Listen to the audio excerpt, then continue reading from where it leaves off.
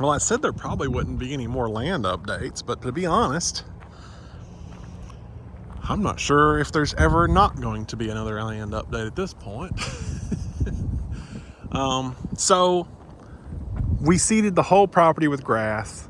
It was starting to grow. We mowed it several times. Everything was going real good. And then at the end of last year, we had a drought and everything died. Now this doesn't look so bad. At the top, it's growing up there. Here at the garage site, it's growing pretty good. On the bank, it is not growing pretty good. And I'm really hoping that, you know, this continues to spread out and take back over as good weather conditions continue. But this doesn't look so bad through here. The issues get to this side of the property over here, where it starts to turn kind of brown, and it looks like it may have been grass at some point, but it is just completely dead. Now, I will remind you that most of this over here looked the same, and for some reason it's now growing, and this over here just hasn't started yet. I did try to do some grass seed where the hay lays, and as you can see, not really anything has happened there. Over here we do have some sprouts of grass, which I'm not sure if these are just what was left over or if this is what little bit of grass seed I threw down trying to do something. I couldn't tell you. But this is still very much dead, and it's crunchy when I walk. It's still what's left of the grass that was here last year, but I'm really hopeful that it picks back up with a few more rains and a few more hot days. Not hot, but warm days. Not that warm today. Who drove through my grass? I had drove through it there and killed the grass, and that's why you can see what looks like 2 tire tracks sowed with grass. And someone has drove here. I guess you can see it going right through there. Huh. Anyway, yeah. Oh, and the bank is not looking the best. It does still have grass on it, but that grass is dead. So I guess there's that. I'm not sure if I told you. Actually, I did. I told you in my disaster struck video that I busted my teeth down here working on this property. And honestly, that's got me to the point where I could give 2 craps. I could care less if this property sells or whatever. I want it gone, obviously. But at this point, I have no intention of building on this property.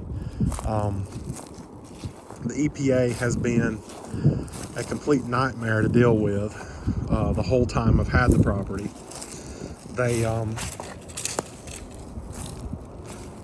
They've complained about everything, and I know, we all know what the problem is. When I was looking for land, I was in contact with a contractor. The contractor had this land for sale, which was 4.3 acres or so, and he wanted $50,000 for it. I felt like it was a good deal, so I jumped on it. And his expectation for that sale was that I would use him to build my houses with. But within a month of working with him, $30,000 my money went missing, and yeah, I fired him on the spot. I'm not I don't have money like that to just throw away, even if I did make quite a bit of money at the time. And when I fired him, all of a sudden the EPA showed up. Weird coincidence. It's also important to note that he is always in trouble with the EPA. The first piece of property that I bought that he was on was already under watch from the EPA. So maybe they were watching him in particular, but I honestly think it was he tipped them off to come here and start giving me a hard time because I fired him. It started with somewhere in this section here, there was silt fence. I don't even know where it was now, but it just blocked out the edge of my property. Any kind of mud or whatever rolling off would hit the silt fence, and there had to be a discharge area down here and then on the other side, and that you know, the water could flow through, but you want to try to catch all the sediment while doing that. And even though we had gravel in that area, they said it wasn't enough gravel, and so they wanted us to come put more gravel in it. So I hired a dump truck to bring in gravel, and I put a lot of gravel in both of them. And I thought, you know, if that's the only issue with my entire property, we're doing pretty darn good right now. And then they sent me a letter saying that I didn't do anything. And I'm like, excuse me? Yes, I did. So I put more gravel in it, and it seemed to make them go away. This is interesting how you've got a little green spot here and dead here. But it didn't stop there. Every little thing was a problem. They didn't like the silt fence that I had up. They wanted me to redo it. So we ended up having to redo it. Cost me a ton of money. We had some washouts happening right in this area here, and I, you know, I just knew it was going to be an issue at some point. So I went ahead and had it fixed before they started yelling at me about it. But it has been constant.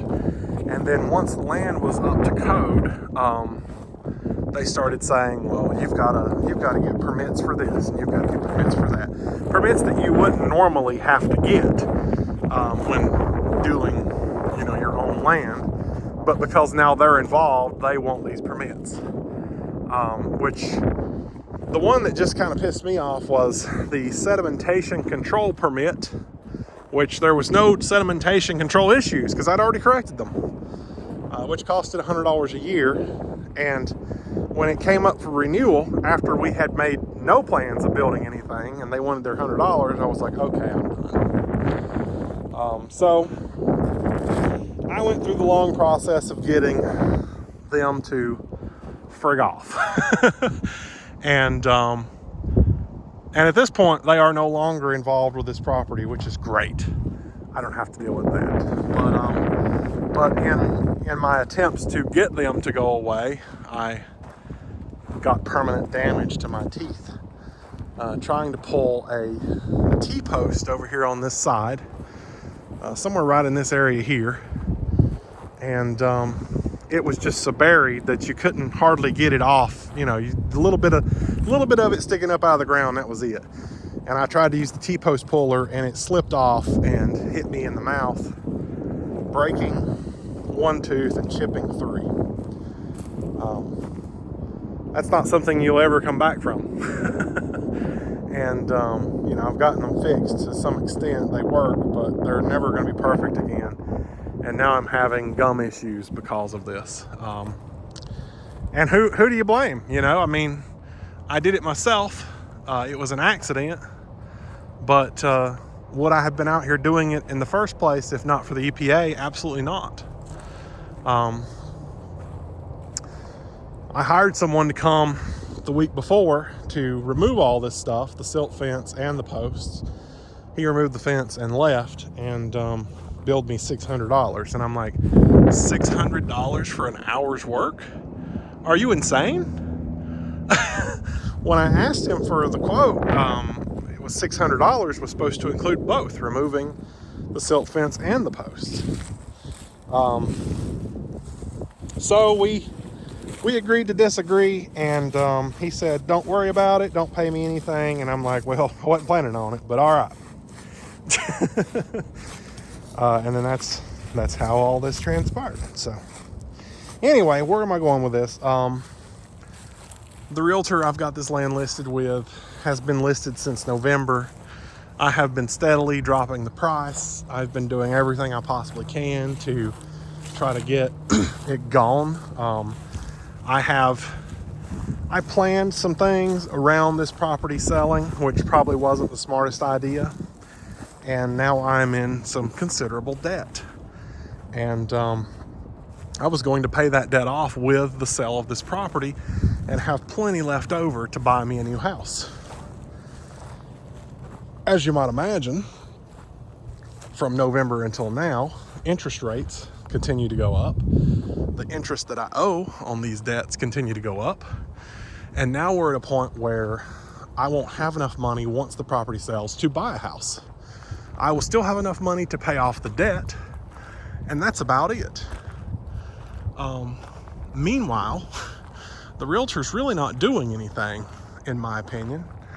I haven't seen anyone down here. She's not been showing it to anyone in the past couple of months. She doesn't even have a for sale sign down here at the end of the road, which I feel like is a basic requirement. And funny enough, in our contract, so she made me sign a 1-year contract with her, which means I'm good. I can't list with another realtor for a year until November. In the contract, she said that she would put a sign at the end of the driveway, and there's all these different things that she's required to do. Advertising the property, advertising it on social media, listing it in the MLS, which it is, and putting a sign at the end of the driveway. So far, all I can tell that she's done is listed on the MLS. There's not been any signs put at the end of the driveway, even though she says she did. Nothing has been happening. I use this realtor to sell my other piece of land. And to be perfectly honest with you, I don't think she put a for sale sign in front of it either, but there was enough interest in that area that another realtor came up and made an offer, and then it was a, two realtor kind of deal. Buyer's agent, seller's agent. I know realtors try to say, oh, well, I'll be the buyer and seller's agent so I can make the most commission. And I kind of expected that. But, there's both sides of the road. There's my 334, which is the address. But there are no for sale signs anywhere. So yeah, at this point, I am curious to know, I'm guessing this is the property line. I don't know. I'm supposed to own going this direction up to the back of that house that used to be over there that's not there anymore. Anyway, I don't know if there's any technicality terms that I can use to get out of this contract to list with a realtor who actually will do something, or what. Because, like I said, she hasn't even put up a sign. I'm going to take these posted signs down because when I was building here, or going to build here, I didn't want people here. I could give two craps now. There's nothing here, and there's nothing you can steal. So, my neighbor that lived right here, I met him back when we first bought the property. Seemed like a real cool guy. We talked about, if anything came up, he would let me know. If he wanted trees removed because they were a danger or whatever, he would communicate with me, and that was good. And I found out on Zillow that he just sold his house about 2 months ago. Never even knew he was leaving. I actually had planned on offering him this land to see if he wanted to extend his backyard and potentially, do something else over here. But he wasn't there. Maybe 2 years. He bought the property 2 years ago. Almost, maybe a little bit more, and has already sold it and moved on. Hey, whatever. To each their own. You can do what you want to do, I guess. I wish a year ago that I was out of this one, but I'm still sitting on it. So we will wait. We will see. I'm assuming at this point I'm going to have to wait till November to switch to a different realtor. But in the meantime, I'm going to try to get this grass to growing again. I'm going to come mow it, and I'm just going to maintain it. I'm not going to build anything here because the second I do, the EPA is going to come knocking. They're going to want their permit fees. They're going to say something's wrong. they're going to be a big hassle. And I know that's discouraging to say, oh, you should buy this land. The problem is I don't have a lot of money, and I can't afford to build a house, do it within a month, and deal with their bull crap on top of it. If I had a couple of years to slowly do the progress to build a house, I could do it. It may take me 3 or 4, maybe even 5 years to get it built, but I could build it and own it in cash and it wouldn't be a problem. The problem is the EPA is not going to allow that to happen. You need to have the money, you need to start building your house, and it needs to be done within a year. If not, they're going to give you problems. If you're able to get it built within a year, you very well could get away with, having to pay the permit fee one time and then being done. And that would be best case scenario, I think. So, anyway, that's that. I have no clue if and when this land will ever sell.